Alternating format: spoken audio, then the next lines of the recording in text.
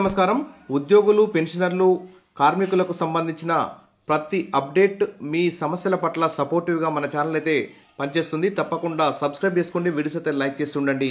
EPFO ఉద్యోగులకైతే అనేక సమస్యలు ఉన్నాయి. కనీస పెన్షన్ పెంపు కానీ ఇతర ఆర్థిక సమస్యలు, ఆర్థికేతర సమస్యలు అన్నింటినీ కూడా మరి కేంద్ర ప్రభుత్వం వెంటనే పరిష్కరించాలి. మరి త్వరలో జరగబోయే సిబిటి మీటింగ్లో కూడా మరి ఈపీఎఫ్ఓ ఉద్యోగులకు సంబంధించి ప్రతి సమస్యని పరిష్కరించే విధంగా కేంద్ర ప్రభుత్వం చర్యలు తీసుకోవాలి.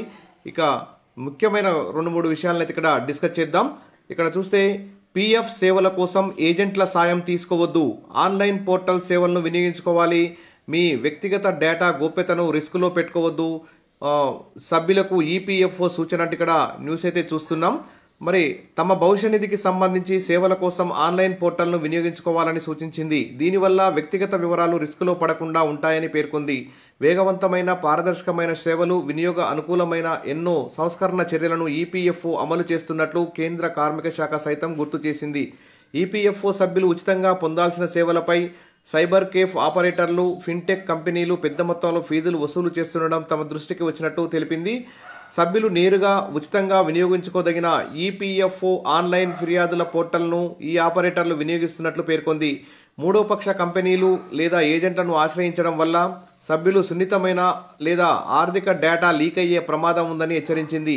సిపిజిఆర్ ఏఎంఎస్ లేదా ఈపీఎఫ్ఐ జిఎంఎస్ పోర్టల్స్లో ఫిర్యాదు చేయొచ్చని, సకాలంలో పరిష్కారం అయ్యేంత వరకు పర్యవేక్షణ కొనసాగుతుందని తెలిపింది.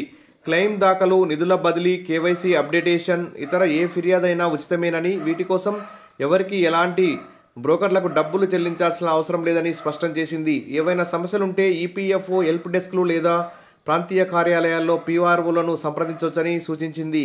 ఈపీఎఫ్ఓ పరిధిలో 7 కోట్ల మంది సభ్యులుగా ఉన్నారు.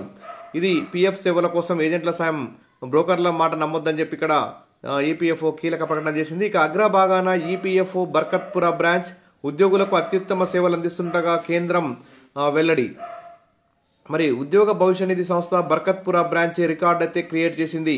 ఉద్యోగులకు నాణ్యమైన సేవలు అందించడంలో మరి ఈ బర్కత్పుర బ్రాంచ్ సక్సెస్ అయిందని, 2024-25 సంవత్సరంలో సేవలను అందించడం, డిజిటల్కు మారటం, ఆర్థికంగా మళ్లీ మంచి స్థాయిలోకి రావడం వంటి అద్భుతమైన విజయాలు సాధించడం ద్వారా సామాజిక భద్రతకు, సేవల విషయంలో మరోసారి తన ర్యాంకు నిలబెట్టుకుందని కేంద్ర ప్రభుత్వం ప్రకటించింది.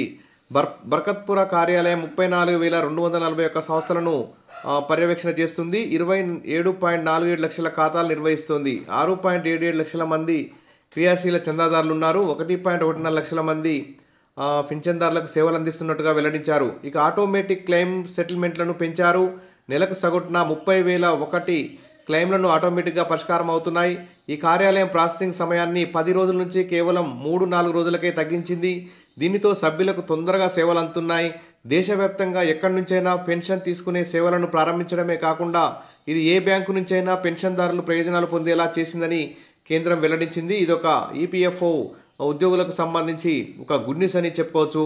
ఇక ఈపీఎఫ్కు సంబంధించిన ప్రతి అప్డేట్, ప్రతి సమస్య పట్ల సపోర్టివ్గా మన ఛానల్ అందిస్తుంది. మీరు తప్పకుండా సబ్స్క్రైబ్ చేసుకోండి, మన వీడియోస్ కూడా లైక్ చేస్తూ ఉండండి, మీ ఫ్రెండ్స్కి షేర్ చేయండి. Thank you.